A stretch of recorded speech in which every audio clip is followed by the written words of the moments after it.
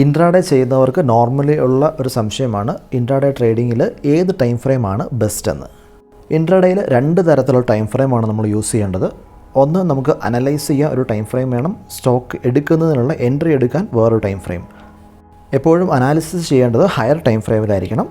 അതായത് നമ്മളിപ്പോൾ എടുത്തിരിക്കുന്നത് റിലയൻസിൻ്റെ ഒരു ചാർട്ടാണ്. ഇതിൽ നമുക്ക് വേണ്ടത് 1 hourly ചാർട്ടാണ് അനലൈസ് ചെയ്യാനായിട്ട് വേണ്ടത്. അതായത് നമ്മൾ 1 hour സെലക്ട് ചെയ്യുന്നു. അതിനുശേഷം നിങ്ങൾക്ക് ടൂൾസിൽ പോയി കഴിഞ്ഞാൽ അവിടെ ലൈൻ എന്ന് പറഞ്ഞ ടൂൾ ഉണ്ടാവും.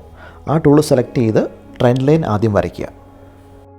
ട്രെൻഡ് ലൈൻ വരച്ചതിന് ശേഷം നമ്മൾ ടൈം ഫ്രെയിം മാറ്റുകയാണ്. 1 hourൽ നിന്ന് നമ്മൾ 5 minutesലേക്ക് മാറ്റുകയാണ്. എപ്പോഴാണോ 5 minutesൻ്റെ ഒരു ക്യാൻഡിൽ ട്രെൻഡ് ലൈൻ ക്രോസ് ചെയ്യുന്നത് അവിടെ നമ്മൾ വച്ച് ഒരു ട്രേഡ് എടുക്കുന്നതായിരിക്കും. അത് ഷോർട്ട് ട്രേഡ്. ഇത് നമ്മൾ 1 hour ടൈം ഫ്രെയിമിൽ വരച്ച ട്രെൻഡ് ലൈനാണ്. അപ്പോൾ നിങ്ങൾക്ക് കാണാം ഒരു 5 minutes candle red candle trend line cross ചെയ്യുന്നുണ്ട്. അവിടെ വെച്ച് നമ്മൾ ട്രേഡ് എടുക്കുന്നു. ബൂം.